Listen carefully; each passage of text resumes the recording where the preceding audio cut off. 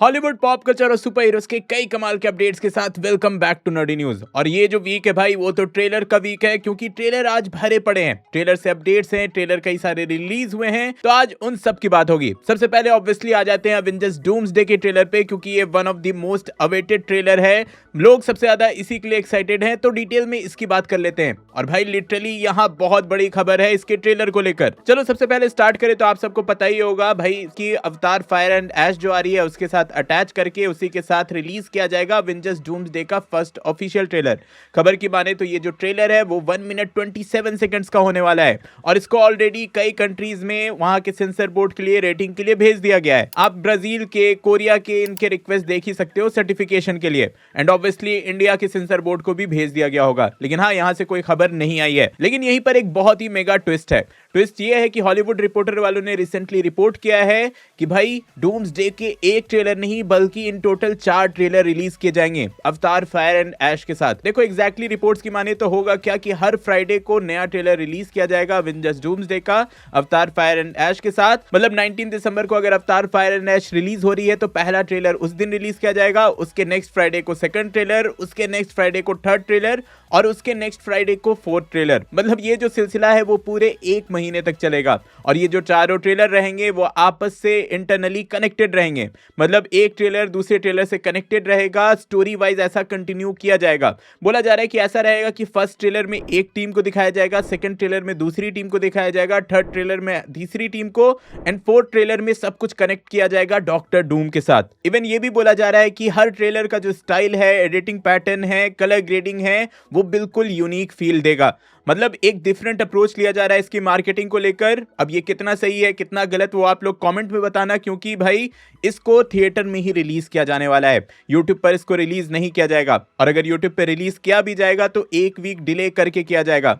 मतलब अगर 19 दिसंबर को फर्स्ट ट्रेलर आता है तो उसके नेक्स्ट फ्राइडे को इसके फर्स्ट ट्रेलर को यूट्यूब पर रिलीज किया जाएगा और सेकंड ट्रेलर जो है वो थिएटर में सिर्फ दिखाया जाएगा। तो हाँ, लेट्स सी ऐसा क्या होता है। और ये रिपोर्ट भाई ऐसे वैसे सोर्स से नहीं है, हॉलीवुड रिपोर्टर वालों ने दिया है, तो इसलिए काफी ज्यादा रिलायबल है। तो हाँ, इस पूरे मार्केटिंग अप्रोच पे आपके क्या थॉट्स हैं कमेंट में जरूर बताना। पर्सनली मुझे लगता है कि एक आम ऑडियंस ऑब्वियसली सिर्फ ट्रेलर देखने के लिए 4 बार एक ही मूवी तो नहीं देखेगा। अगर इसको यूट्यूब पर रिलीज कर देते तो ज्यादा बेटर होता। आप लोग कमेंट में जरूर बताना कि एक ही मूवी 4 बार देखने जाओगे या 4 बार पैसे दोगे सिर्फ ट्रेलर देखने के लिए या नहीं। चलो डूम्सडे के ट्रेलर को साइड पे रखे तो प्लॉट से भी कुछ डिटेल्स निकल कर आए हैं, वो बता देता हूं।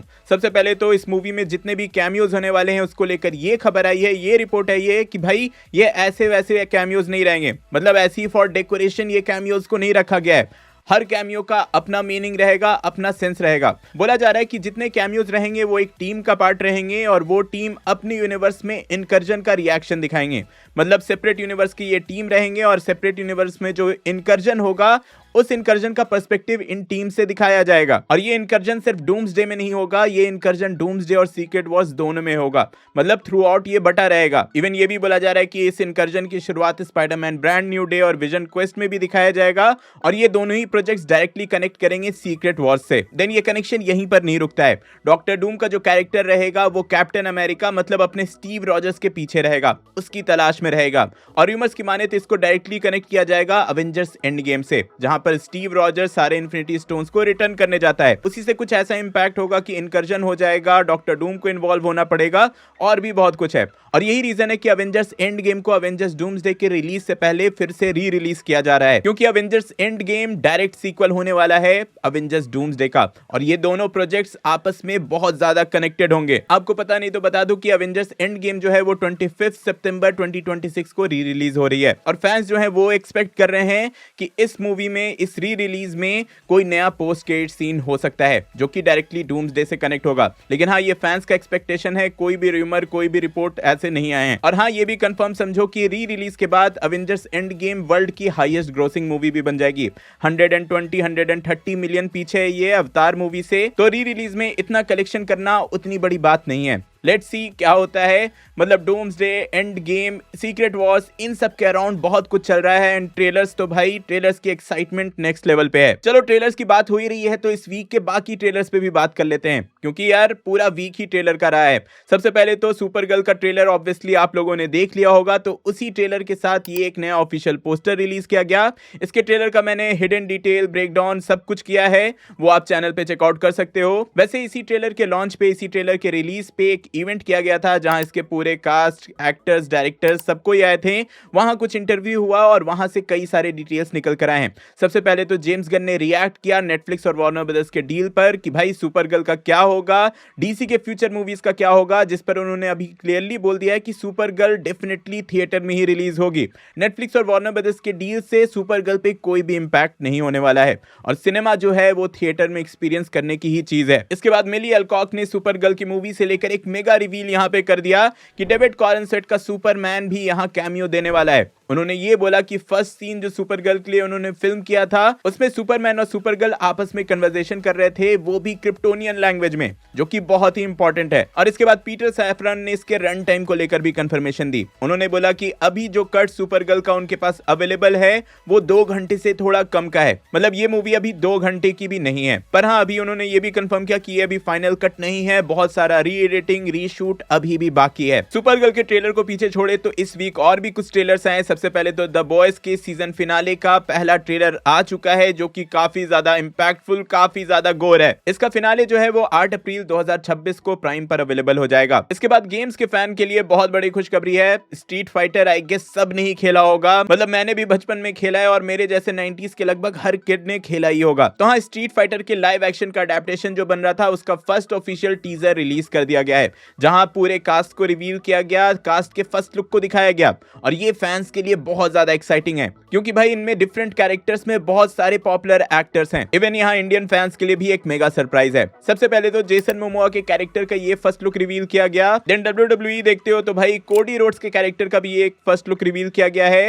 रोमन रेन के कैरेक्टर का भी एक फर्स्ट लुक रिवील किया गया है। और इंडियन फैंस के लिए विद्युत जम्वाल के कैरेक्टर का भी ये फर्स्ट ऑफिशियल लुक रिवील किया गया। और इस कैरेक्टर को देखने के लिए डेफिनेटली फैंस बहुत ज्यादा एक्साइटेड हैं। इसी के साथ मूवी में जितने भी कैरेक्टर्स हैं, उन सबके ये सारे कैरेक्टर पोस्टर्स रिलीज कर दिए गए। देन आप सबको पता होगा कि डीसी की जो लैंटर्न्स की सीरीज आने वाली है, तो उसका एक फर्स्ट ऑफिशियल टीजर रिलीज किया गया है। और साथ ही HBO मैक्स के अपकमिंग 2026 के जितने भी प्रोजेक्ट्स हैं, उन सबका एक शॉर्ट टीजर रिलीज किया गया। HBO मैक्स ने ये एक पूरा स्लेट रिवील किया है कि भाई किस किस प्रोजेक्ट्स के ट्रेलर और फर्स्ट लुक आने वाले हैं। इस अनाउंसमेंट में जितने भी सीरीज के नाम के आगे .png लिखा है, उसके फर्स्ट लुक रिवील किए जाएंगे, स्टिल इमेजेस रिलीज किए जाएंगे, और जितने के आगे .mov लिखा है, उसका फर्स्ट ऑफिशियल ट्रेलर रिलीज किया जाएगा। और आज ही का मतलब है कि जब आप ये वीडियो देख रहे होगे तो ये सब ऑलरेडी रिलीज हो चुके होंगे, तो बिंदास एक बार सर्च करके देख लेना। ऑब्वियसली मैं एक दिन पहले ये वीडियो रिकॉर्ड कर रहा हूं। तो हाँ, ये था ट्रेलर से रिलेटेड सब कुछ। अब इन द एंड आ जाते हैं कुछ छोटे मगर मेजर अपडेट्स पे, जहां सबसे पहले है ज़ूटोपिया 2।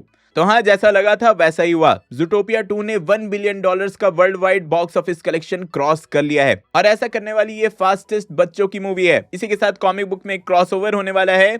सबसे पहले तो इनविंसिबल और स्पाइडरमैन का क्रॉसओवर होने वाला है, उसका ये एक कवर फोटो रिलीज किया गया। साथ ही डीसी और मार्वल का क्रॉसओवर भी होने वाला है, जहां हमें सुपरमैन और स्पाइडरमैन साथ में दिखेंगे, तो उसके भी ये कवर फोटोज रिलीज किए गए। देन यहीं पर एक मेगा अनाउंसमेंट हुआ डिज्नी वालों की तरफ से। डिज्नी वाले OpenAI में $1 बिलियन का इन्वेस्टमेंट कर रहे हैं। मतलब ऐसा समझ लो कि AI प्लेटफॉर्म के लिए डिज्नी वालों ने $1 बिलियन इन्वेस्ट किया है। एंड इस अनाउंसमेंट के बाद अब आप लीगली डिज्नी के कैरेक्टर्स को OpenAI के प्लेटफॉर्म पे यूज कर सकते हो। मतलब सोरा का यूज करके आप डिज्नी के कैरेक्टर्स के अपने वीडियोस बना सकते हो। इसी के बाद 2025 में रिलीज हुए मार्वल के प्रोजेक्ट्स के कुछ डिटेल्स निकल कर आए हैं, जहां सबसे पहले तो जो थंडरबोल्ट्स की मूवी थी, वो हाईएस्ट रेटेड मार्वल मूवी रही 2025 की। 88% क्रिटिक्स ने इसको रेटिंग दिया था और 93% ऑडियंस ने। लेकिन यहीं पर फैंटास्टिक 4 की जो मूवी आई थी, उसको लेकर अच्छी खबर नहीं है। ये डिज्नी प्लस प्लेटफॉर्म पर MCU की लोएस्ट व्यूज लाने वाली मूवी बन गई है। मतलब अपने डेब्यू पे इसने सबसे कम व्यूज लाए हैं, even lesser view than the Marvels. आपको अगर व्यूज का अंदाजा दूं तो Captain America Brave New World ने 6.4 मिलियन का व्यूज लाया था अपने डेब्यू पर। एंटमैन एंड द वास्प क्वांटमैनिया ने 6.1 मिलियन का व्यूज लाया था अपने डेब्यू पर। फिर थंडरबोल्ट्स की जो मूवी आई थी, उसने 5.5 मिलियन व्यूज लाया था। इवन द मार्वल्स की जो मूवी थी, जो कि मेजॉरिटी लोगों को पसंद नहीं आई थी, उस प्रोजेक्ट ने 5.3 मिलियन व्यूज लाया था डिज्नी प्लस प्लेटफॉर्म पर। But on the other hand the fantastic 4 जो रही, उसने सिर्फ 4.9 मिलियन व्यूज लाए हैं अपने डेब्यू पर, जो कि बहुत ही बुरा है कंसिडरिंग कि फैंटास्टिक फोर का जो टीम है कितना पॉपुलर है, और उसके ऊपर से इसमें डॉक्टर डूम का कैमियो था। तो हाँ, लेट्स सी एवेंजर्स डूम्सडे के ट्रेलर के साथ मार्वल का रिवाइवल हो पाता है या नहीं। आगे बढ़े तो स्पाइडर पंक का कैरेक्टर आप सबने एनिमेटेड जो यूनिवर्स चल रहा है इसका स्पाइडर वर्स, उसमें देखा होगा।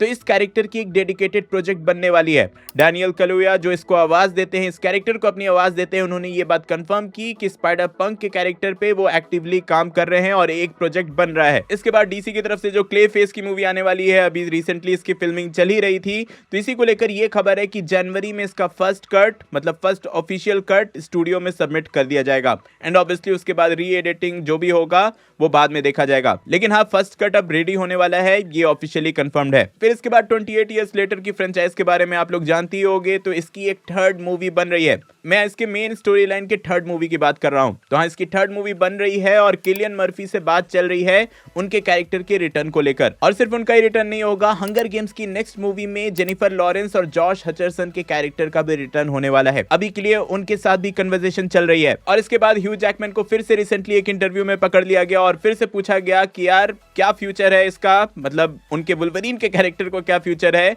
जिस पर उन्होंने क्लियरली बोला है कि लोगन के बाद लगा था कि वुल्वरीन की कैरेक्टर की एंडिंग हो गई है, लेकिन डेडपूल एंड वुल्वरीन के बाद उनको ऐसा फील नहीं हुआ। उनको ऐसा लग रहा है कि इस कैरेक्टर की अब एक नई शुरुआत हुई है। तो हाँ, मुझे लगता है कि जैसा डेडपूल ने बोला था कि मार्वल वाले 90s तक ह्यू जैकमैन की मिल्किंग करेंगे और वैसा होने वाला है। देन आई नो आप लोग स्ट्रेंजर थिंग्स के वॉल्यूम 2 का वेट कर रहे होंगे, तो उसके रिलीज से पहले इसके सारे कैरेक्टर पोस्टर्स को रिलीज कर दिया गया है। एंड ऑब्वियसली वॉल्यूम 2 जो है वो आप 25 दिसंबर को देख पाओगे। इसके बाद नेटफ्लिक्स और वार्नर ब्रदर्स की जो डील चल रही थी, सबको पता है क्या हो रहा था, तो उसमें डोनाल्ड ट्रंप भी इन्वॉल्व हो चुके हैं। उन्होंने बोला कि सबको पता है कि नेटफ्लिक्स का जो मार्केट शेयर है वो बहुत ही बड़ा है, और उसके बाद से जब ये लोग वार्नर ब्रदर्स को अपने अंदर एक्वायर कर लेंगे, इंक्लूड कर लेंगे, तो ये मार्केट शेयर और भी ज्यादा बड़ा हो जाएगा, जो कि सॉर्ट ऑफ एक मोनोपोली जैसा हो जाता है। तो हाँ, नेटफ्लिक्स और वार्नर ब्रदर्स के बीच जो भी डील होगा, जो भी प्रोसेस होगा, उसमें डोनाल्ड ट्रंप खुद पर्सनली इन्वॉल्व होने वाले हैं, ऐसा उन्होंने बोला। देन ड्यून पार्ट 3 का भी बहुत सारे फैंस वेट कर रहे हैं, तो यहाँ पर इसके टाइमलाइन को लेकर एक कुछ डिटेल दिया गया है।